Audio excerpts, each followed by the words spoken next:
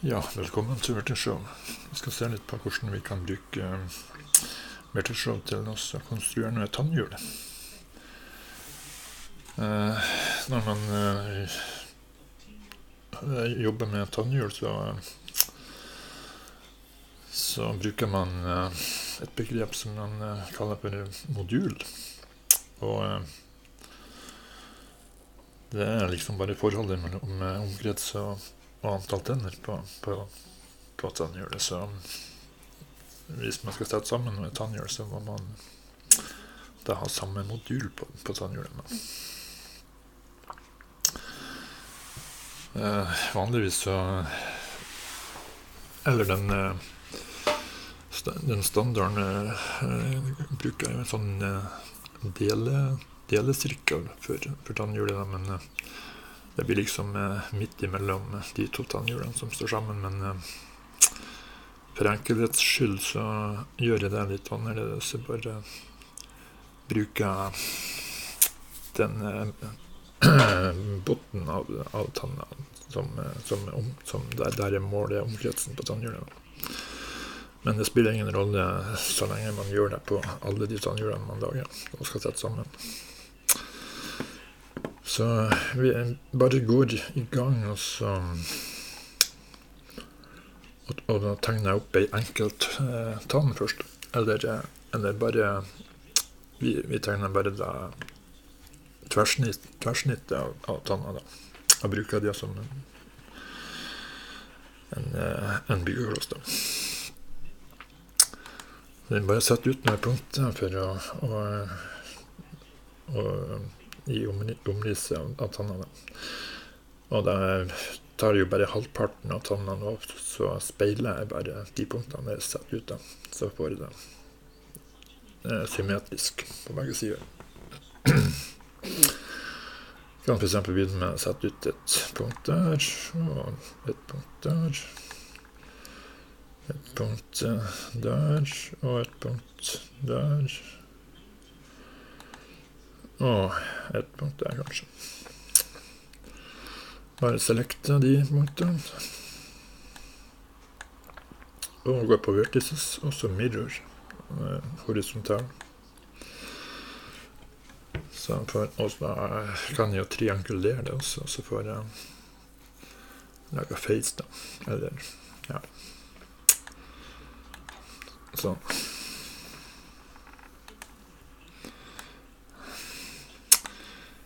Ja, den var jo litt sånn enkel da, den tanna der, men den kunne jo vært litt mer inndelt i punkter, men dette er bare et eksempel på hvordan man kan gjøre det.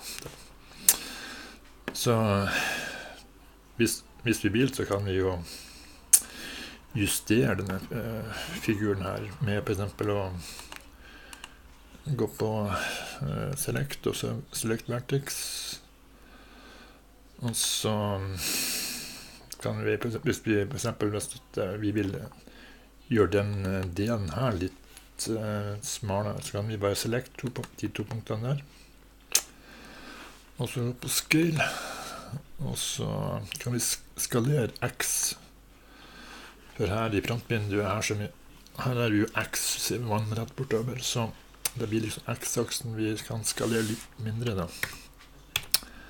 Eller vi skalerer jo ikke X-aksen, men vi skalerer objektet som er på X-aksen. 0,9 for eksempel. Og så bare bruk all, eller nei, seleksjon må vi bruke. Og center of mass. Da blir det skalert fra midten som startpunkt. Så på den måten så kan det da på den litt smalere. Ja, nå ja, ok. Nå hadde jeg selektet alle facene her, så dermed så ble hele tanna da skalert på X. Men hvis vi nå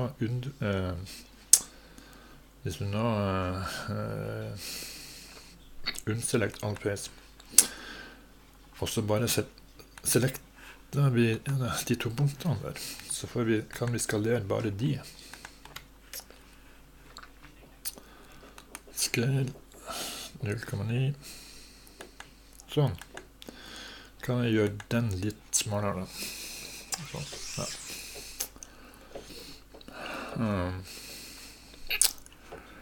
Ja, vi må kanskje, i og med det at de blir forbundet med hverandre, så blir det kanskje ha litt større 1,1 og gjør de litt bredere igjen.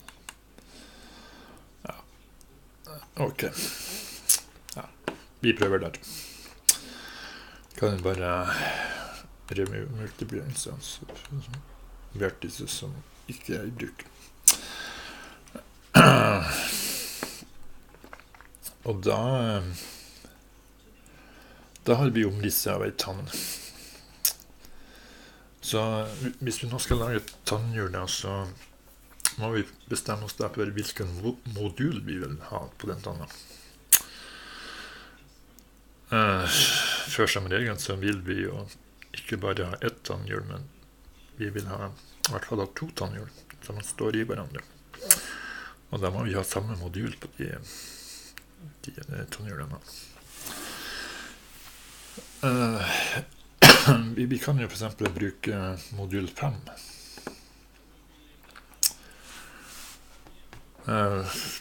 Hvis vi har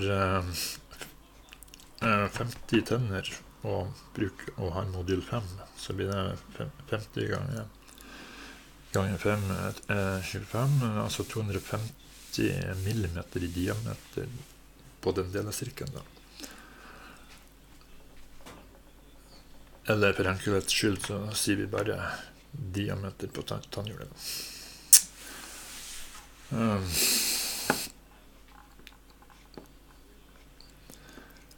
Og vi kan jo for eksempel lage et tannhjul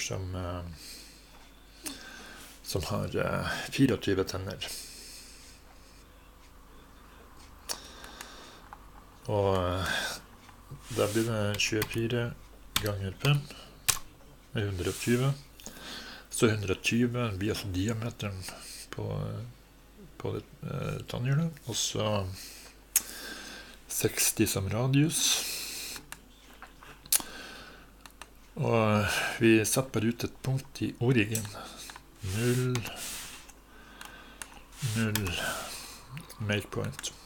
Hvor vi lager et punkt i origin, og selekter vi det punktet.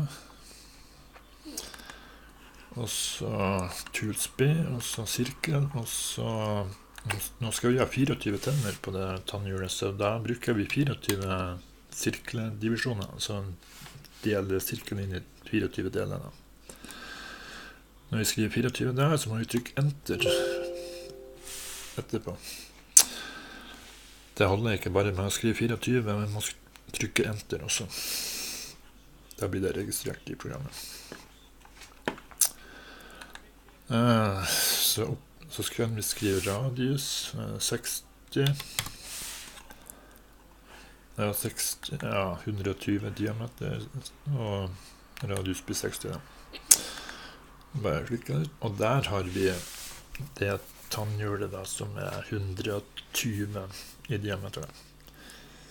Så vi ser den tanna der, den er jo alt for stor, så den må vi da skalere ned, sånn at den passer til et av de elementene på sirkelen. Da selekter vi bare den tanna her, og så kan vi bare flytte den litt unna her. Og så ser vi nå at denne sirkelen her, den står jo med et sånn delestrek helt sånn loddrett der. Og sånn kan vi ikke ha det når vi skal begynne, så eller vi kunne jo hatt den sånn, og så bare rotert den tanna der litt, men det enkleste det er jo bare å rotere den sirkelen litt. Nå er den delt inn i 24 deler. 360 delt på 24 er 15 grader. Så hvis vi roterer denne sirkelen nå 7,5 grad, så får vi en vannrett sånn overflate der, som der øverst. Og nå må vi rotere rundt Z-aksen, og kan rotere rundt point 000. Og vi roterer 7,5 grad. Sånn, nå fikk vi rotert den sånn at vi har en vannrett som plate der oppe. Der skal vi feste den tanna da. Og så etterpå så bare kopierer vi den rundt sirkelen. Men vi må skalere ned den tanna da, sånn at den passer. Så vi måler nå bare velger select og vertex, og så klikker vi, vi kan unselect den der allfaces først. Selecter vi et punkt der, hold nede shift, og selekter et til punkt der. Og så måler vi den distansen der. Distanse 15,66314. Jeg skriver 15,66314. Og da dividerer vi da på den distansen der. Så får vi den skalaen som imellom der. Så vi skal skalere ned med. Så selekter nå vertex, og så selekter jeg den og den. Og så måler distansen på den imellom de punktene. 105,22. Så nå deler vi 15,6614 på delt på 105,2253. Enter. Der har vi det tallet vi skal bruke for å skalere ned den tanna, sånn at den passer. Selekter vi bare et punkt som vi skal skalere ut ifra. Jeg kan bruke det punktet der. Jeg kan bruke hvilket som helst punkt også for den saks skyld. Går vi på scale, og så nå kopierer vi bare det tallet der. Kopierer det, og så setter vi den her på X. Ctrl V. Så får vi lime inn det tallet som vi fikk beregnet da på kalkulatoren. Og vi behøver ikke å skalere Z, bare X og Y. I og med det at vi har tegnet her på XY-planet. Vi har ikke brukt Z-verdiene. Så, og da kan vi bruke origin selected point og seleksjon, og da må vi jo select de peisene vi skal skalere. Så select group, bare klikk på den tanna, og så gå tilbake på skalere, og da kan vi bare skalere det. Sånn, der har vi størrelsen på tanna. Riktig størrelse på tanna. Modul 5 i dette tilfellet. Så, og nå må vi da, kan vi unselect allface og select vertex. Nå må vi flytte den tanna så den er nøyaktig på de to punktene der, på sirkelen.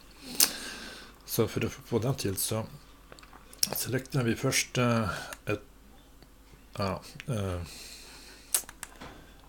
bare hold litt utenfor punktet der, på kanten der, og så selekt det, og så det punktet.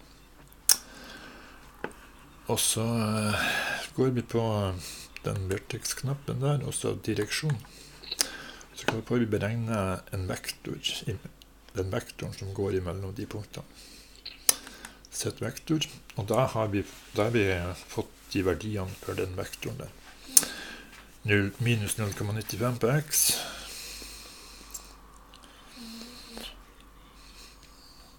Og 0,289 på Y. Og 0,00 på 0,0%. Ja. Nå skal går vi på Move. Og så bare kopierer vi inn de tallene der. På X. Og Y. Copy. Paste. Ctrl B. Og 0%. Og nå må vi da nå er vi ferdig med den der, og så der må vi da måle distansen mellom de to punktene. 77,55. Ja, det holder. Så vi trenger ikke ta med alle de som hadde der. 77,55, det holder nok. Så går vi da tilbake på Move, og skriver 77,55, og så må vi da select de facene vi skal flytte, den tanna. Sånn. Ja, vi kan unselect all vertices. Og ja, vi kan select, ja, vi må nei, vi behøver ikke å selekte den nå. Vi har selektet tanna, og da kan vi bare flytte den med Move.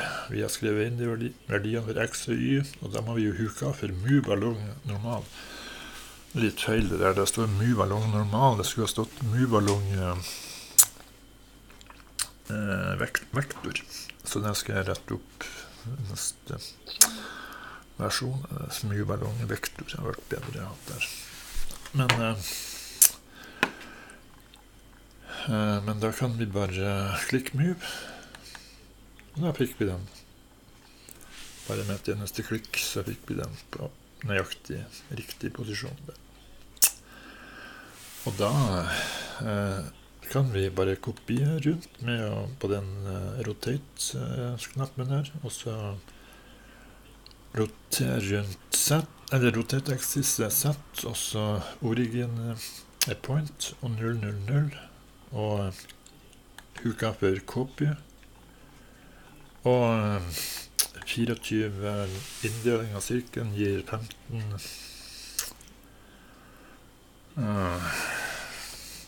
ja, var det ikke 15? Jo, 15 grader.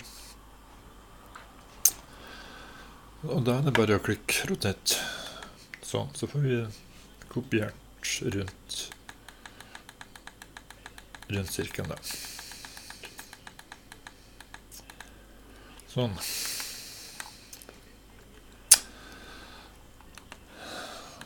Så da har vi fått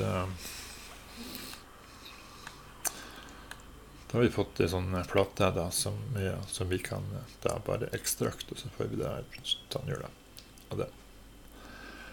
Men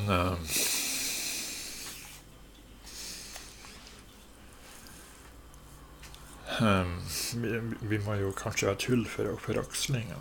Vi må jo ha det tannhjulet på en aksel, så vi tegner en ny sirkel her. Select vertex, select origin der. Vi har jo et punkt i origin der, så vi selekter det, og så går på Tools B, og så sirkel. Og ja, jeg kan ta 20 eller 30 som radius. Ja, det virker som at vi fikk flere inndelinger der, men skal unngå den også. Sånn.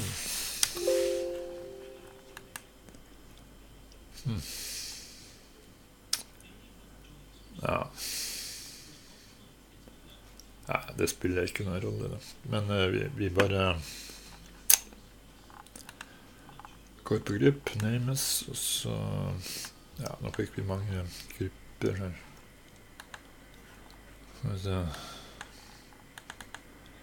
select den, og så accumulate select, og så den. Så. Og så retriangulerer vi det der. Face, retrianguler, front, XY-plane, front. Sånn. Og da kan vi gå på select multiple face, og så bare dra en firkant rundt origin der. Så får vi selekte alle de, og så bare delete de. Sånn. Da har vi fått ja.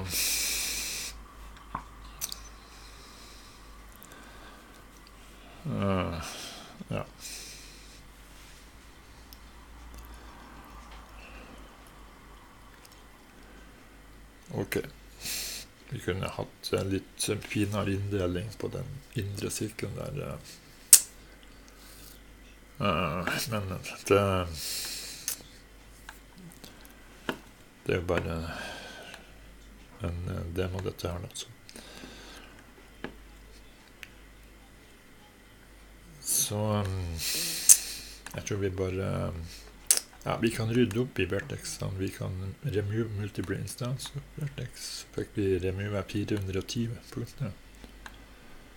Vi kan sjekke at vi ikke har fått med double face. Remove duplicates. Det var ingen der. Ok, da kan vi bare select all face, og så extract de. Så. Ta 20.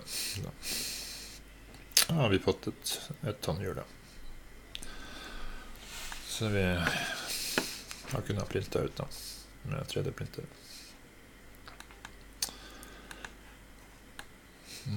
Så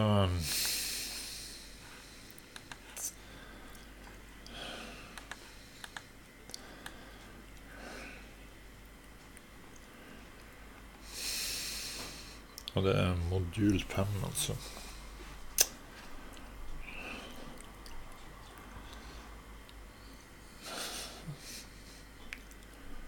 Så da ok, det var vel i grove trekk hvordan man kan konstruere et tannhjul med vertisjon.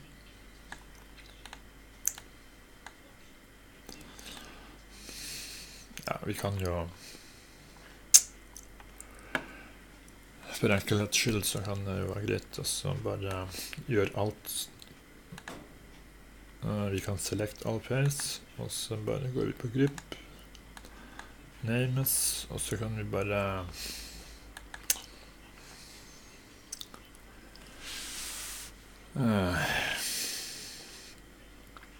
kan bare gi det et hvilket som helst navn her, skal vi se.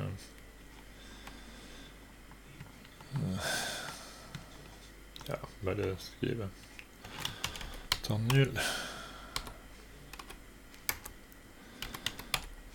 Tannhjul 1. Så. Klikk add, og så bare høyreklikk på den, og så assign selected group til this group. Så der skal vi klikke delete all not in use. Så får vi bort alle de gruppene der, så er det bare en gruppe. Så hvis vi nå selekter, så selekter vi alt på den. Vi kan jo fremdeles select bare et face med å klikke face da. Men når vi velger grupp, så vil vi da få selekte alt. Så.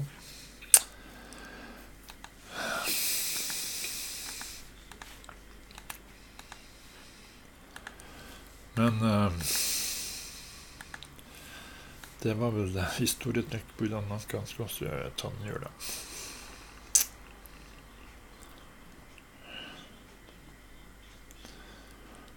Okay, thank you for watching.